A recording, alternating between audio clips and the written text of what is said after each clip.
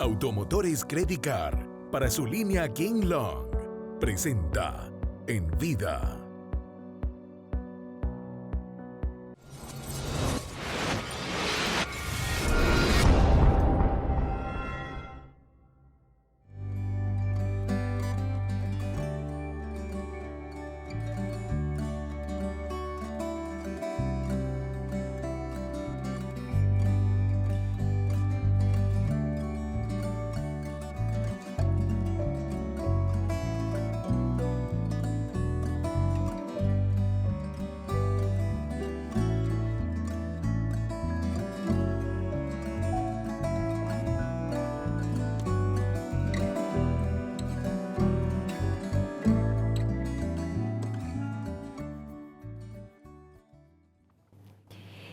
Y por fin estamos de vuelta con esta segunda temporada de En Vida, este espacio para honrar la vida en vida.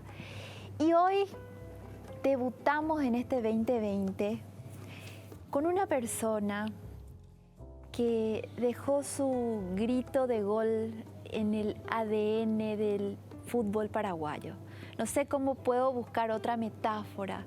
Un periodista inmenso, un periodista que lo tenemos en el corazón, de una gran trayectoria, un músico por vocación. Pero gracias a Dios, a papá Dios, que el periodismo tocó su destino y nos dejó esto, Julio González Cabello, su historia. ¿Cómo estás? Hola, ¿cómo te va, Diana? Gracias, buenas tardes por esta invitación. Bueno, te dije buenas tardes. Buenas tardes. Buenas tardes, sí, buenas tardes. En esta tarde de domingo. Bueno, realmente complacido, muy feliz de estar aquí, porque esta es mi casa. Me siento muy emocionado de visitarlos. Y las veces que recorro los pasillos del canal, estoy en los estudios del canal, tan remozado, tan lindo, obviamente crea un margen de emoción. Y por qué no unas lágrimas también, ¿no? Aquí yo vi subir este edificio, vimos el primer ladrillo de lo que es hoy el Canal 13, ¿verdad? Y toda esta estructura televisiva de medios de comunicación que existe hoy aquí en esta zona de Lambaré. Entonces forma parte de mi historia, así como el canal forma parte de mi historia, creo que ya también yo formo parte de la historia del canal, y con mucho gusto y con mucha emoción lo hago. Por eso que yo les agradezco muchísimo esta invitación, ¿verdad? Tantas anécdotas, como bien decís vos, tantos momentos que van a mantenerse siempre, porque forman la historia de uno, ¿no? Yo siempre digo que quien olvida o reniega de su pasado no tiene un presente con historia. Totalmente. Porque la historia nos hace a cada uno de nosotros. Totalmente, y el periodismo, el periodista, ¿verdad? Tiene un poco ese lugar de ser un testigo que desde su corazón, desde su lugar, desde su visión, deja para la gente, para el público, sea radio, sea TV, sea prensa escrita, su visión de la historia, de ese momento histórico. Es la gran responsabilidad que tenemos todos, no nos damos cuenta, nos percatamos de ello. Nosotros provenimos de una generación que tuvo la suerte y la satisfacción de tener grandes maestros, como hoy los tienen los más jóvenes seguramente también. Pero lo nuestro marca una diferencia en razón a que nuestra época era más limitado, todo era más limitado. No teníamos el automatismo, la cibernética de hoy, dentro del facilismo que te da un celular, que te da una maquinaria, ¿verdad? Entonces era todo lo nuestro más artesanal, era más de vocación. Te conocemos, bueno, de radio, del periodismo deportivo, pero tu principio en la tribuna. La tribuna inolvidable, para mí... La tribuna, para mí hablar de la tribuna sí, es no, irme a mis clases de la católica. Para tu generación, para tu época, es quimérico, es hablar de la prehistoria. Siempre digo Johnson de broma para marcar una etapa, una época de la vida, ¿no? Era la época del arco iris en blanco y negro. Realmente, pero fue una cuna de grandes maestros, ¿eh? ¿Cómo yo voy a olvidarlo al querido, gran amigo Fernando Casenave, un amigo de la vida, el papá de Gabriel, un amigo de la vida realmente, ¿eh? Un gran maestro de la vida, a José Antonio Bianchi, ¿verdad? Al doctor José Luis Apleyar, a tantos otros que estaban y que marcaron época. Yo lo conocía a Maneco Galeano.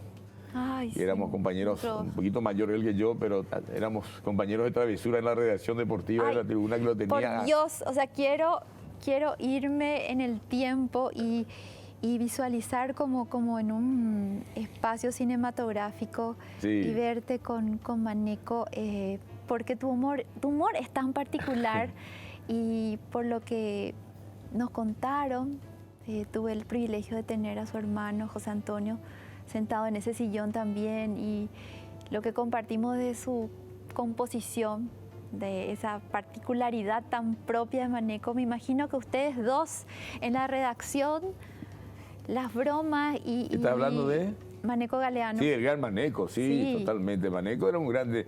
Ahora se lo magnifica mucho más de lo que era antes, ¿por qué? Por todo lo que dejó. Claro. Como historia, por su talento, por su enorme condición de poeta, de músico, de intelectual, gran persona fue Maneco. Y él empezó justamente haciendo periodismo deportivo, ¿verdad? Con el querido Fernando Casenave, con Pedrito García, ¿verdad? Con Carlos Vareco, mira, con Pedro García, Pedrito, que es un referente demasiado importante hoy también de periodismo deportivo. Y con otros, ¿verdad? Después obviamente ya vino el gran maestro Julio del Puerto. Siempre digo yo que tuve el privilegio, somos pocos los privilegiados entre los colegas, todos a quienes yo respeto y admiro a todos realmente, de cada uno dentro de sus estilos respectivos. Somos pocos los privilegiados en haber trabajado con grandes maestros de la época. El querido Fernando Casenave, el gran Julio del Puerto. por Estamos ejemplo. hablando de Gente excluyente. dos referencias Sí. de periodismo deportivo para nuestro país, pero gigantes. Sí, sí, embajadores de la historia del sí, presente, un futuro, porque totalmente. queda una enseñanza por parte de ellos. El caso de Darío Totalmente. Cárdenas también, un querido amigo más joven obviamente, con quienes hicimos un recorrido inolvidable de todo lo que es el periodismo deportivo, no solamente aquí a nivel internacional también, porque en aquellas épocas no existían los derechos, aquellos que hoy con tanta facilidad se tiene, que tales canales, cuáles canales tienen sus derechos, entonces se hace mucho más económico y más cómodo transmitir mirando un monitor y transmitir tipo radio. Antes no, antes teníamos que acompañar a los equipos, a las selecciones, a los clubes en copas internacionales. Entonces, anécdotas había luego como para reventar. Yo recuerdo una vez, te cuento, estando en Ecuador, Sí. de las tantas anécdotas. Estando en Ecuador, yo tenía un fanatismo exagerado por el uso de un mocasín, por el uso de un mocasín, ¿verdad? Entonces no me sacaba el mocasín yo. Estando yo en Quito, un día nos bajamos a desayunar y desaparece mi mocasín. No te puedo Y creer. uno de los referentes de aquella época, porque ¿qué es lo que yo hacía? Que ya a los muchachos le tenía harto el uso de mi mocasín. No era porque era gastado ni nada, sino que el problema es que yo el mocasín arreglaba con una presilladora. No te puedo creer, pero era el Un mocasín. segundito, la presilladora, por favor, le pedí al recepcionista del hotel, ¿para qué quiere la presilladora? No, Para por el mocasín. Plac, plac. Pero esto será vergüenza, me decía que era un desastre. Y Ricardo Villalobos Vicini, otro gran maestro de periodismo, ya que era en otro canal, ¿verdad? Fumaba y me dice, no, esto no puede ser. Espera, dame a mí el mocasín, agarró y tiró sobre el techo. No te puedo creer. Era la 1 de la mañana y sale Fernando y me dice, Julito, ¿dónde está Julio? Estoy sobre el techo buscando mi mocasín.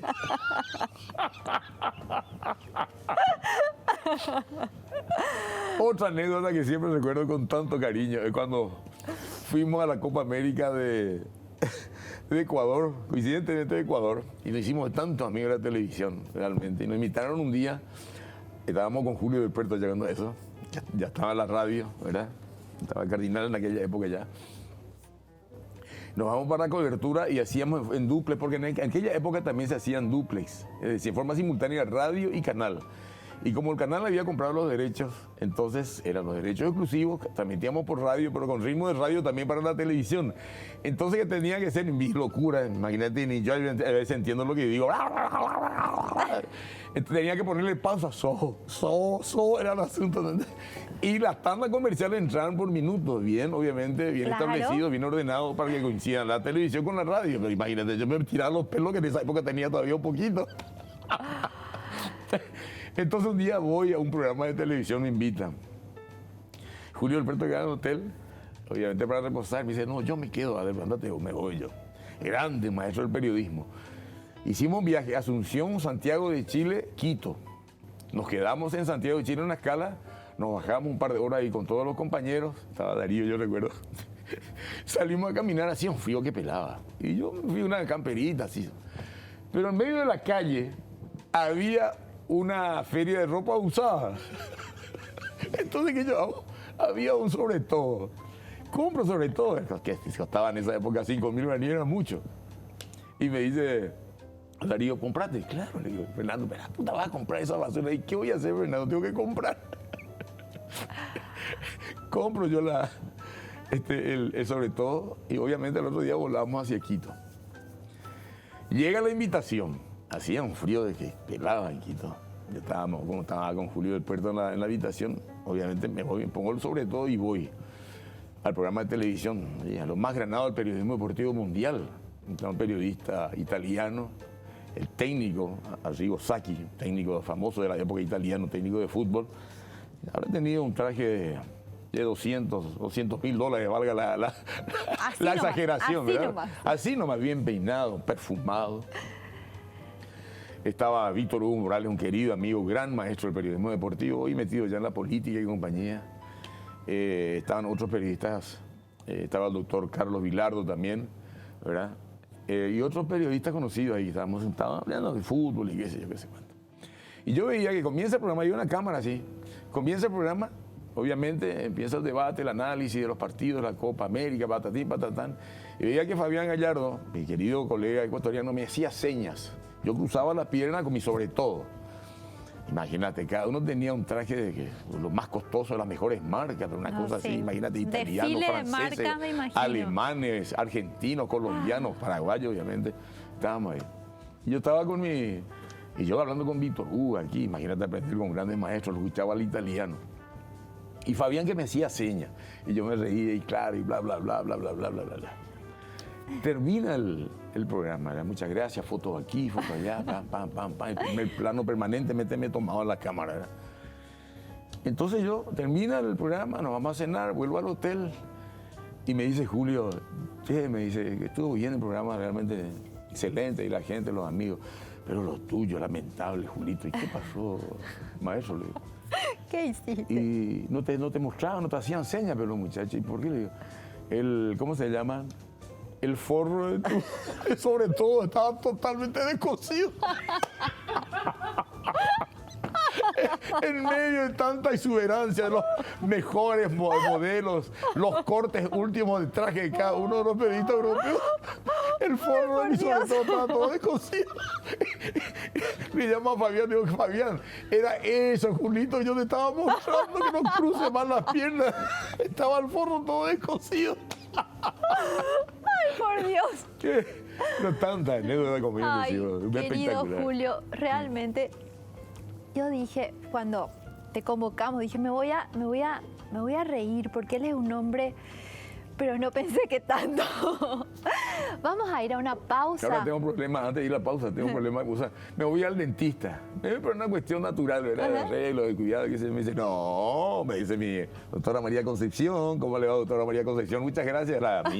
Tengo que darle manija también a mi odontóloga, ya que está viendo el programa, ¿verdad? Y me dice, bueno, te vayas así. Tienes una sonrisa demasiado linda para tener los dientes como tenés que tener. Lo que pasa es que vos, me dice, mordés mal y con el tiempo se te van a ir desacomodando los dientes. ¿Y sabes lo que hizo? Una monstruosidad. Entonces ya me escriben en las redes sociales los muchachos, ahora te haces el penden de acá, pero mopi, de acá, pero llevo penden. No, es eso. Es la incomodidad de tener un frenillo que es para bien, para que se me reacomoden los dientes. Ahora sí, vamos a la pausa. Ahora sí, vamos a la pausa. Bueno, estamos en vida con este grande, vamos a una pausa.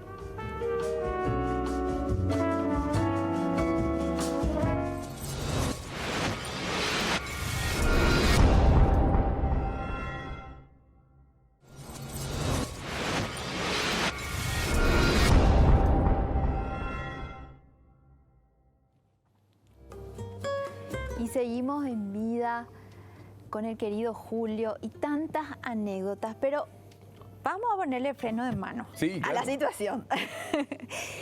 Contame, empezamos en la tribuna, pero ¿cómo vos ingresaste al periodismo deportivo? ¿Cuál fue ese primer momento en que agarraste el micrófono y que se dio la magia de lo que hoy sos como un gran referente? Yo soy periodista por vocación y profesión y músico de corazón. Pero como van de la mano en la música por el arte, así como el periodismo y el fútbol también, porque todo abarca una cierta suerte de talento innato que cada uno de nosotros tiene, por eso se desarrolla en un campo, ¿verdad? Porque tiene capacidad para ello, dentro de lo que puede seguir aprendiendo, porque esto es un aprendizaje permanente. Totalmente. ¿Verdad? Entonces no es que uno ya sabe todo, jamás uno va a saber todo, esa es la verdad. Uno puede aprender del más chico, del principiante, del más viejo, del más antiguo, de todo. Y yo creo que por ahí empezó una discusión de amigos, yo recuerdo, parece, hace muy poco tiempo eso, unas parrilladas que estaban, es que hasta ahora está una de las parrilladas paraguayitas que están Ay, sí. en la calle Cubishek, ¿verdad?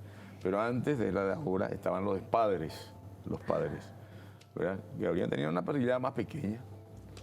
Y ahí nos juntábamos los amigos del barrio y hablábamos de fútbol, y discutíamos del gran Nino Arrúa, del gran Crispín Berza, jugadores referentes de la época, pero grandes jugadores, del Lobo Diarte, del Tony Ferreira y qué sé yo. Y toda la noche pasaba Fernando por ahí, porque Fernando vivía por la calle Cubishek. Y quedaba a tomarse una cerveza, a cenar, como una asada, y nos escuchaba siempre él hablar de fútbol.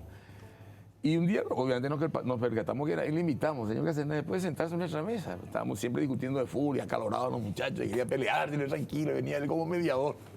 Y me dice un día, atendemos unas cosas ahora. Tanto hablan de vos, no te quiere ir a diario, nada. Y le digo yo, sí, ¿por qué no? No hay ningún problema. Yo trabajaba como auxiliar de despachante de aduana. Ay, no te a la puedo mañana. creer. Claro, muy jovencito, Imagínate. 16 años, yo era auxiliar de despachante de aduana con queridos amigos que hoy siguen siendo grandes maestros de despacho de aduana, el caso de Luis Cacabelo, en su momento quien había fuera el gran Carlos Alberto Gómez, uno de los grandes relatores de fútbol que tuvo este país. Y a mí me emociona mucho hablar de Carlos, porque con Carlos yo me fui al Mundial de la Argentina del 78, con Carlos Alberto Gómez. ¿Verdad? Es una figura espectacular que hizo una dupla inolvidable con Julio del Puerto. Con un estilo totalmente distinto, diferente al mío. Lo mío es más alocado, quizás más de la actualidad, pero él en su momento era lo máximo, ¿verdad? Entonces, a mí me emociona mucho hablar de él porque íbamos al mismo colegio a buscarle a nuestros hijos. Era hoy Aníbal, el hijo de Carlos, ya es un muchacho grande, ya es un muchacho formado, ya está en el periodismo también, y era el compañero de mi hijo. Entonces ahí nos encontramos siempre y hablábamos de cuestiones de padre y compañía, y también con el tema del periodismo, fuimos camaradas de Cimefor. Entonces ocurre, formamos un poquito toda esa generación de gente que trabajaba lo mismo y quería hacer la misma cosa. Ya cuando entonces Carlito empezaba a transmitir fútbol y compañía, pero nos encontrábamos siempre en la aduana. Como auxiliares de despachantes llevábamos las hojas, íbamos a firmar, recorríamos los depósitos y ahí compartíamos siempre. Y bueno, entonces yo a la tarde y noche tenía obviamente tiempo libre y me iba a la tribuna. Y ahí le conocía a todos estos grandes sí. del periodismo, grandes personajes, no solamente del periodismo deportivo. Ahí lo conocía a la querida Marta Guerri, a Christian Nielsen, a gente que después, obviamente, gente más joven que se fue haciendo con el tiempo. Pero que quiero recordarnos más también que fue una gran escuela. En aquella época no existían las academias ni las universidades de periodismo. Teníamos que forjar nuestras vocaciones en base a sacrificio, práctica, mucha práctica y la lectura en voz alta. Alguien decía, justamente en aquella época, un referente como Jacinto Herrera, nosotros éramos chiquitos y lo escuchábamos al gran Jacinto Herrera, un artista paraguayo que se hizo en Argentina. Decía él, las pocas veces que venía yo lo escuchaba decir eso, porque era amigo de la gente del diario La Tribuna. Hay que leer en voz alta y con seguridad. Lee lo que vos quieras leer, diarios, revistas, libros, pero con voz alta y con seguridad. Así no se va haciendo. Y bueno, y todas esas cuestiones nos van rescatando. Ese aprendizaje, empírico, Sí. pero también un aprendizaje que de alguna forma está en la avidez y las ganas y el hambre de aprender que hace que uno pueda ver y pueda darse cuenta, necesito nutrirme más de eso, necesito leer más. Claro. Y esa pasión que aparece detrás de las ganas de seguir creciendo. Claro, porque era un momento en el cual uno vivía de las novedades permanentes. Todo lo que uno hacía era un descubrimiento, ¿verdad? Imagínate tantas cosas que yo hice que teníamos que estar todo un día aquí contando anécdotas y todo este bagaje de situaciones que a uno le van haciendo, ¿no? De editor, de programa de televisión, de radio, hasta conductor y presentador, por ejemplo, ¿verdad? Yo editaba mi programa acá, venía corriendo, presentaba la nota que yo editaba y que hacía, porque hacía de cronista también. Presentador de la nota, hacía de cronista. Imagínate, o sea, todo ese circuito y todo ese aprendizaje. Salía corriendo, me iba a editar la nota, se iba al noticiero, estaba en el aire, venía presentada yo la nota que acababa de editar. ¿Y cuál fue tu primer programa? Y mira, tuvimos varios. Yo recuerdo que cuando estaba en la tribuna, imagínate que saltamos de una cosa a otra porque forma parte un poquito del conglomerado y la falta de tiempo. Que la primera vez que me invitaron a mí para hacer radio, pues hicimos después con Arturo Rubín, hicimos Ñandutí Deportes. Y yo a Arturo le tengo esa gratitud porque yo recuerdo y le voy a decir, y siempre lo digo, además de ser un querido amigo Arturo. En algún momento fuimos parientes también, porque mi hijo menor era novio de la hija. Bueno, Paraguay es chico, acá. Claro. Y siempre nos reímos del tema. Entonces, cuando él tuvo que dejar una transmisión, me dijo, ¿y quién va a transmitir el segundo tiempo? Le digo, y transmitimos, ¿cómo yo? Pero tan pedo, le digo, tan loco. No, metelo, si no, nos quedamos sin partido y tuve que transmitir. Por eso siempre lo recuerdo al querido Arturo, ¿verdad? Bueno, lo que sí que cuando voy a un día al diario y me dicen, Julio, mira que de noche tenemos un programa de radio, Radio Cáritas. ¿Y yo qué voy a hacer ahí? Le digo.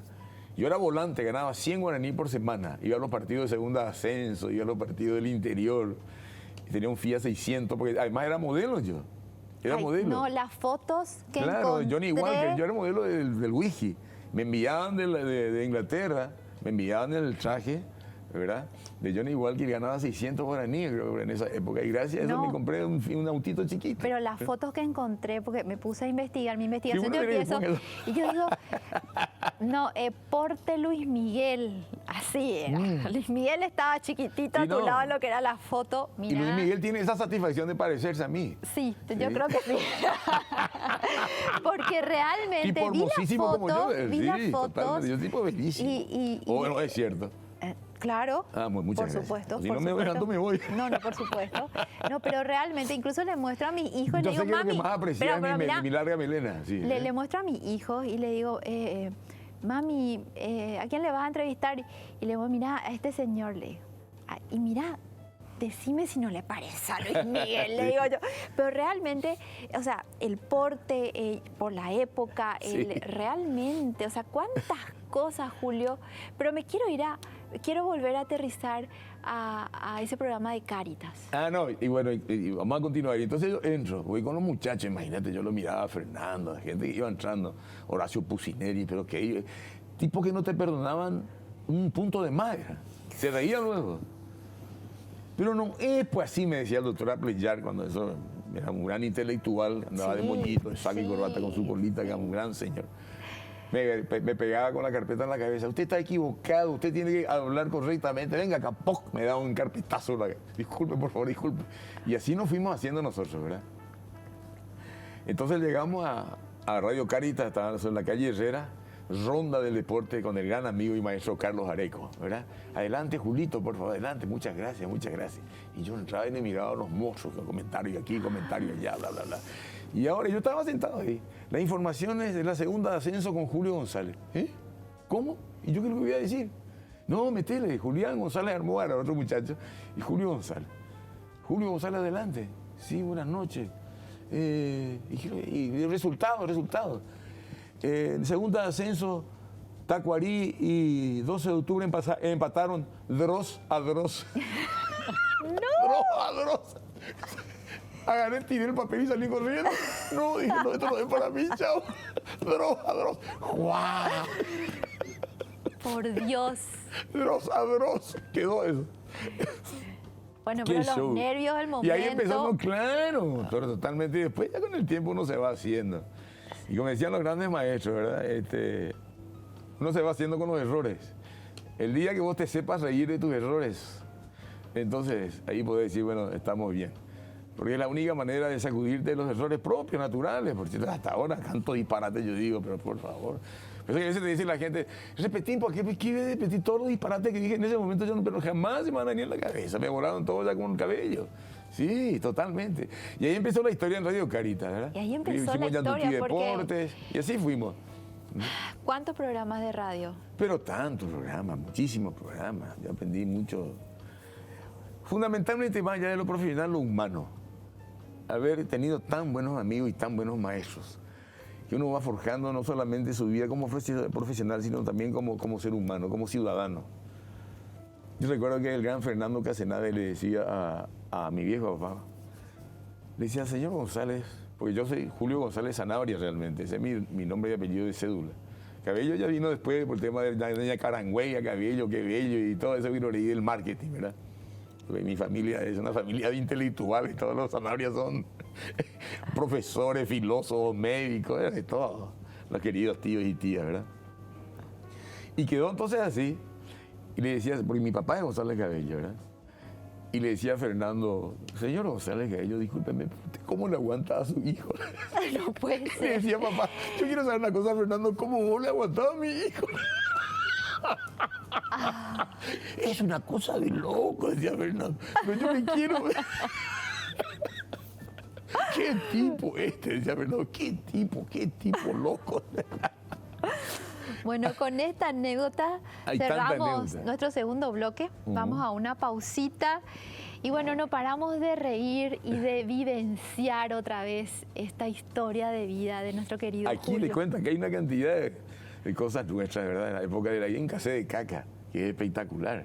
Y ahí vos tenés una cantidad de materiales. No me imagino. Me Una vez, imagino. antes de ir a la pausa, te cuento, estábamos acá haciendo el programa, imagínate, yo sentado al lado de dos grandes monstruos como Julio del Puerto y Fernando Casenave, y había se alternaba el querido Darío Cárdenas.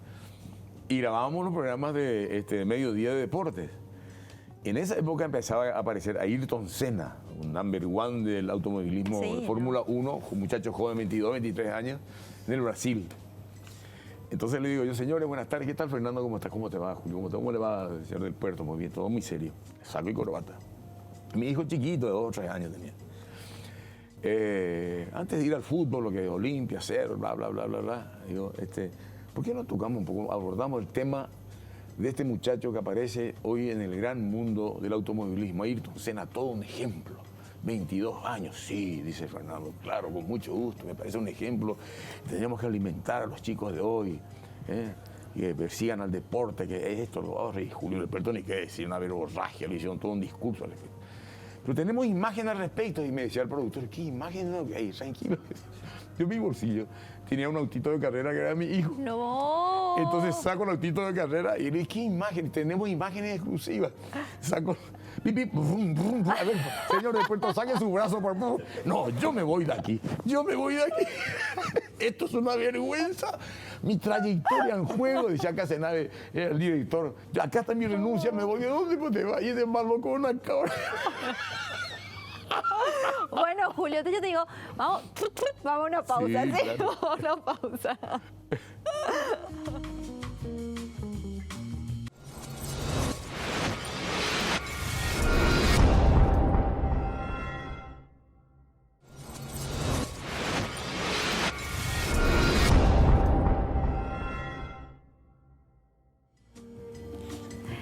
Y seguimos en esto que es En Vida con Julio González Cabello. Y mira, no paré de reír todavía, Julio. Yo siempre parto de una premisa que dice, hasta para joder tenés que ser serio. Hasta para hacer chistes tenés que ser serio. Pero Porque tenés que realmente, conservar el respeto a la educación y llegar a un límite en el cual podés hacer chistes y compañía, y después obviamente acomodarte a lo que son las circunstancias. y desde ese lugar de respeto y de ese lugar tan inteligente y tan pulcro periodísticamente, siempre lograste poner apodos que quedaron en la historia de los jugadores. Claro. Siempre, siempre. Y Siempre realmente... hasta ahora. Ahora se hace mucho más complicado todo porque por la rigurosidad y por la intensidad que existe. Es todo muy... Imagínate, aquí hay partidos cada rato, ya es todo más compulsivo, más inmediato. Antes teníamos más espacio, entonces habían personajes que más llegaban al público. El caso, por ejemplo, del Ganso Benítez, el Alemán Bernal, el Repollo Valdés, el Tigre Ramírez, el Loco González. Ay, el Loco González, Gabriel, siempre nos acordamos cuando nos encontramos con el Loco González. Cuando va a estudiante, va al fútbol argentino, le preguntan, ¿quién te puso, Gabriel, el mote de loco? Salió, le dijo, como corresponde y porque tenía que ser así, dijo, un periodista más loco que yo, dije. Y se acordó de mí. El Tiburón Torres, por otra hora, siempre recuerda. Es una cantidad de nombres, ¿verdad? Zanahoria Brites Román en el 87, Massinger Cristaldo, quien trabaja con el Chiqui Arce, ¿verdad? Y gracias a Dios hizo también que sigamos manteniendo esa amistad, porque finalmente el fútbol, más allá de todas las exigencias, porque es un gran negocio hoy, tiene que mantenerse esa cordura, el respeto y fundamentalmente más allá del discernimiento, porque hoy uno ve en las redes sociales eso, no hay mucha tolerancia, que digamos. A mí me basurían, pero de punta a punta, hay una caperón de infeliz, cuando de repente no hay algo que le caiga bien a algún cierto sector de alguna hinchada, por ejemplo. No tiene que pasar por ahí, no tiene que pasar por ahí. Yo creo que las redes sociales y esto de estar permanentemente en contacto con el público debe, más allá de ser un motivo de pelea y hasta si se quiere de violencia, al contrario, de saber analizar, debatir. Lamentablemente para nosotros la discusión es pelea y la discusión no tendría que ser pelea, la discusión tendría que ser un debate. Un intercambio de ideas, de pareceres, más allá de la manera que uno lo diga. Totalmente. Claro, porque siempre se saca algo positivo de una discusión, de algún debate, de un análisis. Totalmente, siempre hay una visión ahí detrás de otra mirada. Hay otra perspectiva que a veces uno no puede ver o no es capaz de ver o su historia personal no le permite analizar esa situación. Entonces como que siempre las discusiones suman. Yo siempre digo, siempre. Y estamos hoy en día más expuestos, cada vez más expuestos justamente al criterio y al estado de ánimo de la opinión pública. Al estado de ánimo de la opinión pública.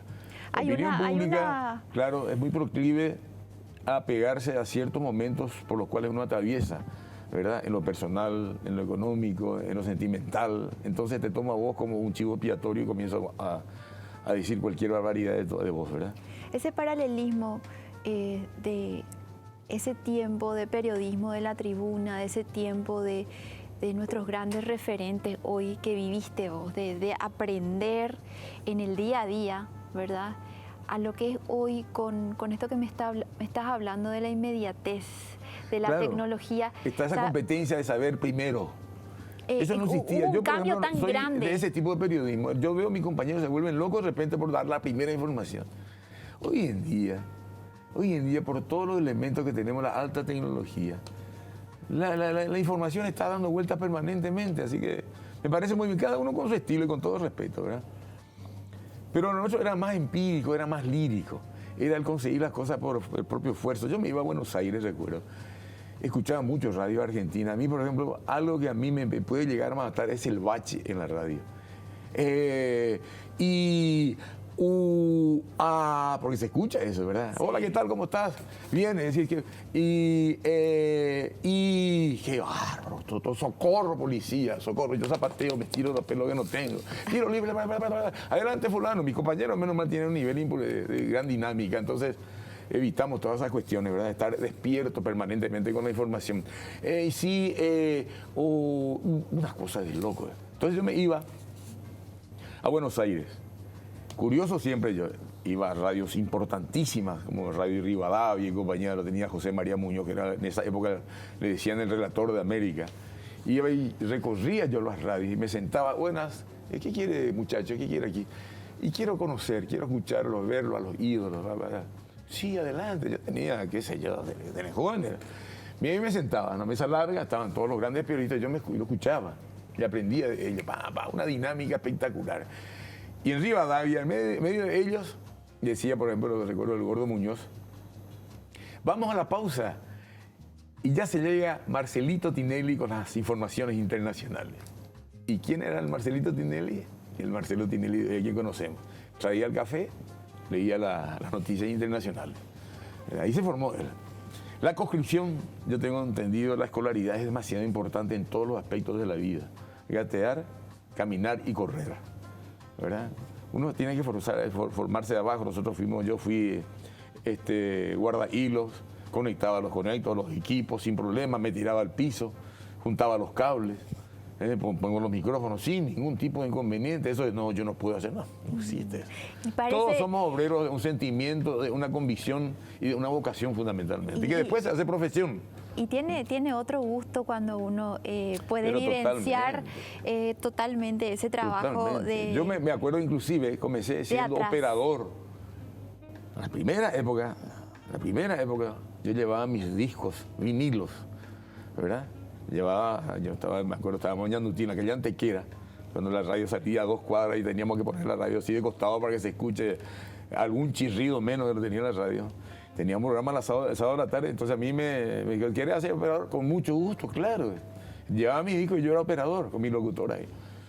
Y aprendí a conocerlo también a grandes maestros de la locución, el caso de Juan Manuel Frete, Papote Frete, aquí ya lo conocí al querido Cher Peralta, al papá de Rubén Osvaldo, de Miguel Ángel Rodríguez.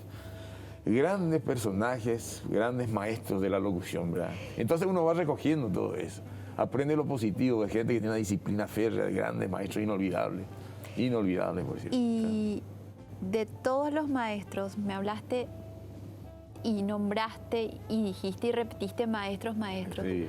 Pero ¿cuál es tu maestro de cabecera? Y el maestro de la vida para mí siempre lo marco y lo digo a su hijo, a Gabriel. ¿Cómo te va Gabriel? Y yo quería saber quién era ¿Cómo te va Gabriel? Un monólogo que hacía Fernando en la radio.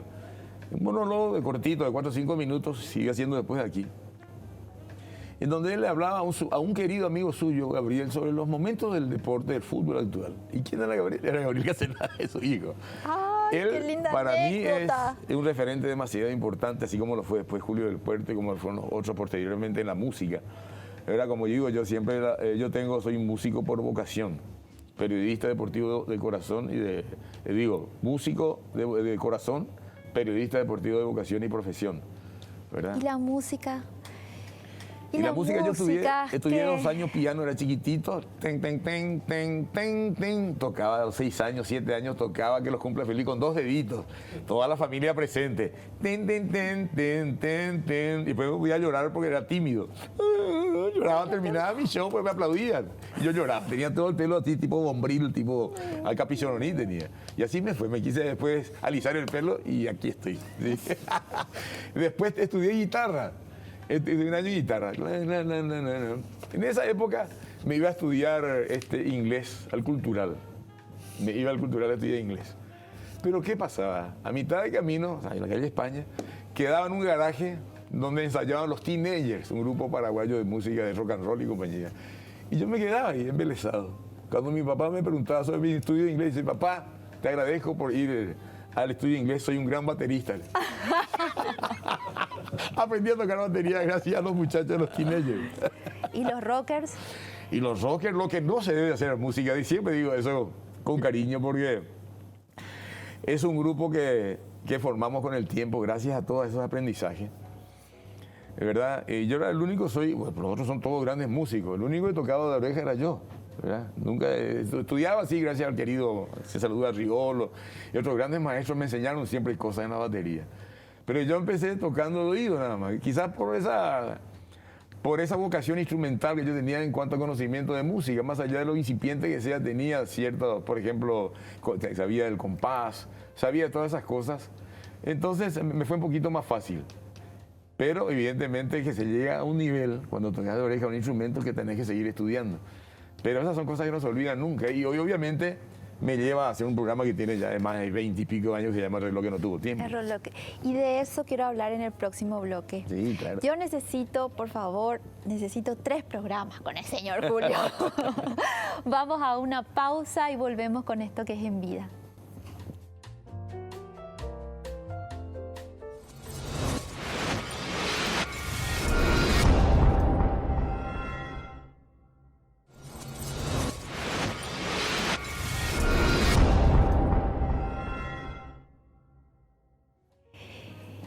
Bueno, estamos en esto que es En Vida. Hablamos de caminar sobre las memorias, las manecillas del reloj. El reloj que no tuvo tiempo. Claro, pero quiero aclarar antes algo muy importante, mi querida, tomando en consideración que los rockers tienen vivencia, tienen vigencia, continúan los rockers. Sí. Gracias al querido Neri, ¿verdad? En algún momento tuvimos un llamado telefónico, era él, y me preguntaba si podía usar el nombre de los rockers, de Mil Amores, era darle continuidad a lo que nosotros habíamos empezado siendo muy jóvenes, 16, 17, 18 años. Y estos rockers son los que están hoy en vigencia y tocan muy bien.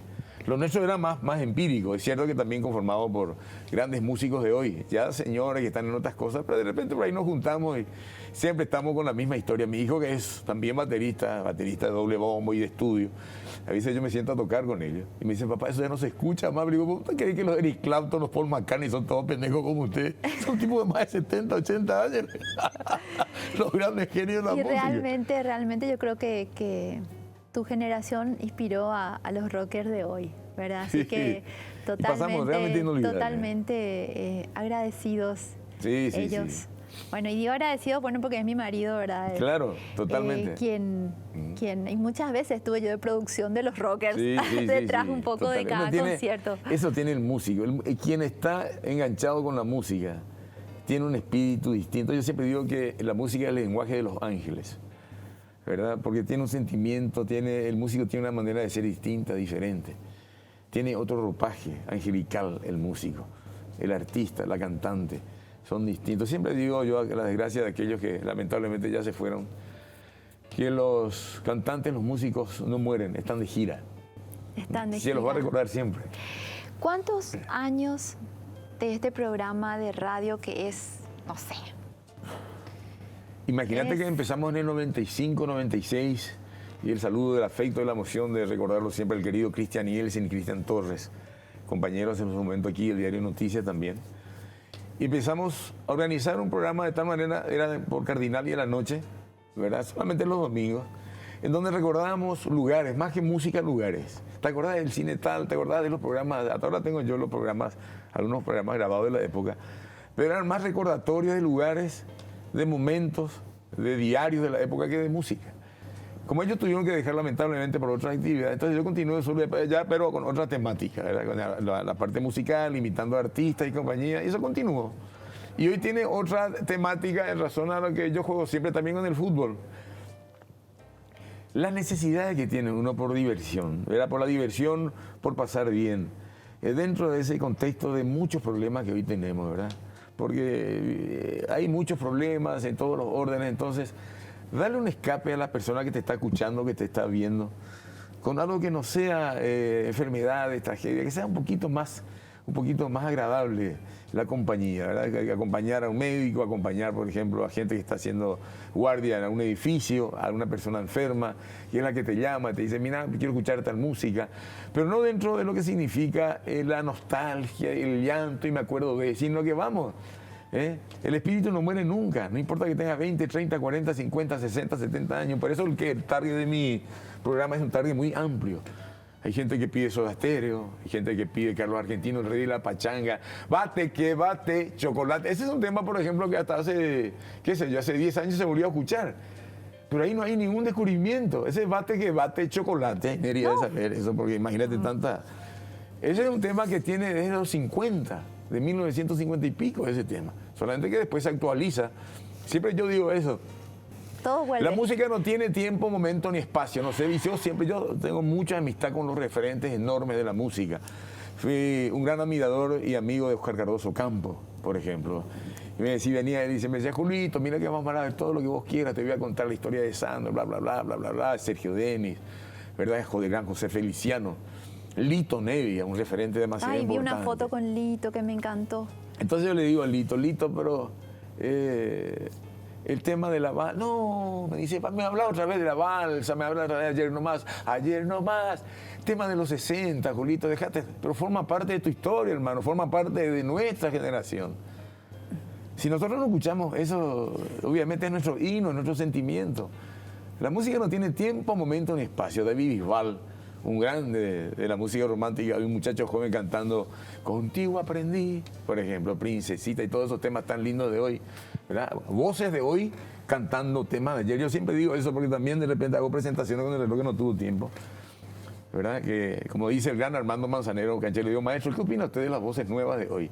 El caso de Miguel, que cantan tus temas, le digo. Y se ríe de Manzanero y dice, y me divierte, me gusta mucho, me emociona saber que los chicos de hoy cantan mis temas, además de darme mucho dinero. Ay, vida. Hay un artista que admiro tanto, Manzanero, y tuve la oportunidad de ver hace poco tiempo, digo por 2-3 años, con Alejandro Lerner. Y que fue una cosa que yo me quedé así, dije, Dios mío, es uno de los mejores. Verla a él en vivo. Que la buena música no pasa nunca de moda. No, no. Yo recuerdo cuando vino Roberto Llanés y le trajo la empresa, estaba en el Hotel El Sergio, me voy, hablo con él y van llegando unos chicos, porque también estaba en ese momento actuando Cristian Castro aquí. Y llegaron unos chicos del coro de Cristian Castro, le ven a Roberto Llanés. Y entonces le dice, ¿qué tal, maestro? ¿Cómo le va? Porque Roberto Llanés era también un cantante, era un maestro de canto, ¿verdad? De armonía y de todo eso, ¿verdad? De vocalización. Hola, maestro, ¿cómo va? Y los chicos eran todos del coro de Cristian Castro. Y le dice, ¿por qué no nos enseña a cantar un poquito inolvidable, un tema que compuso Luis Miguel? Le dice.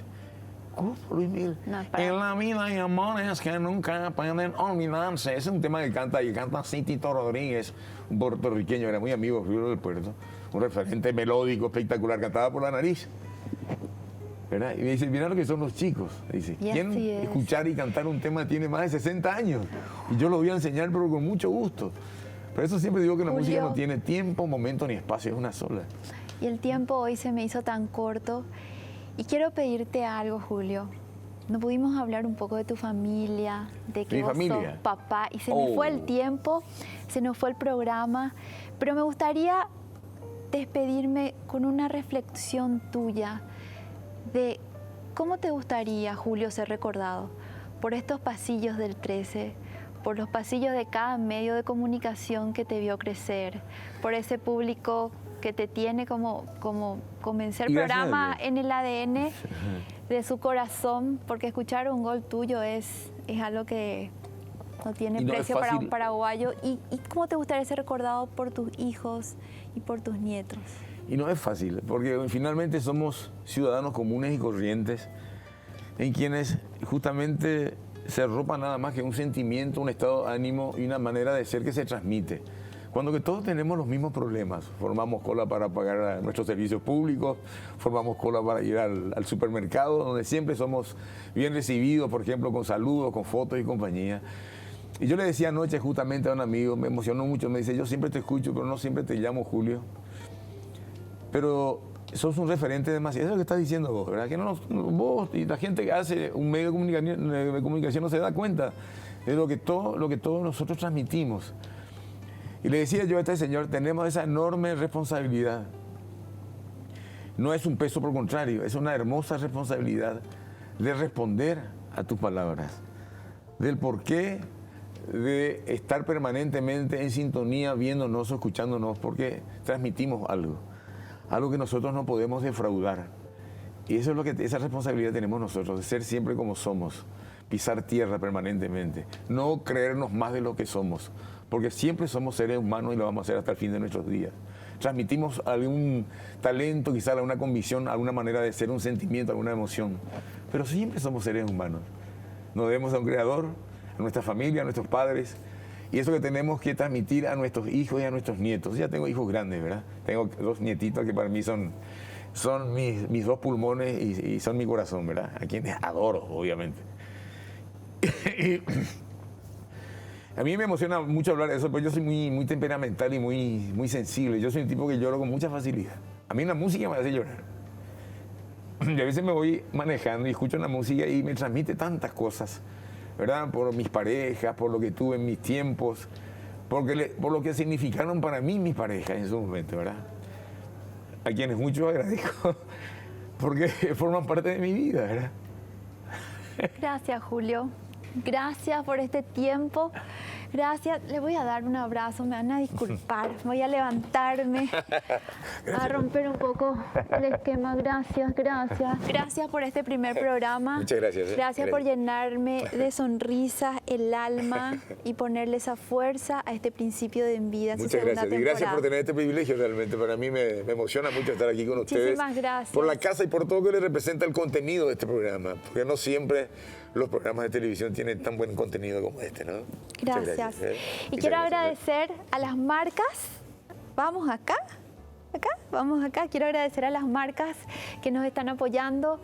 Automotores Credit Card para su línea King Long, Fundación Paraguaya, Chiara Chiriani, Únamo, Dandres, Alicia Plata, Eva Noguera, La Tuamela, Buchón Vinos, Maderina Alfajores, Digicolor, Fundación Saraquí, Clínica Carmelitas, Care Odontología, Raulito Bocaditos. Gracias por acompañarme en este espacio para honrar la vida en vida. Les espero el próximo domingo a las 16 horas a corazón abierto.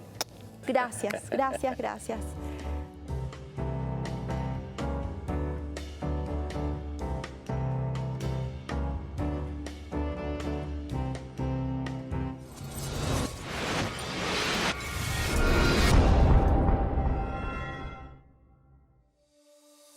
Automotores Credit Card para su línea King Long presentó En Vida.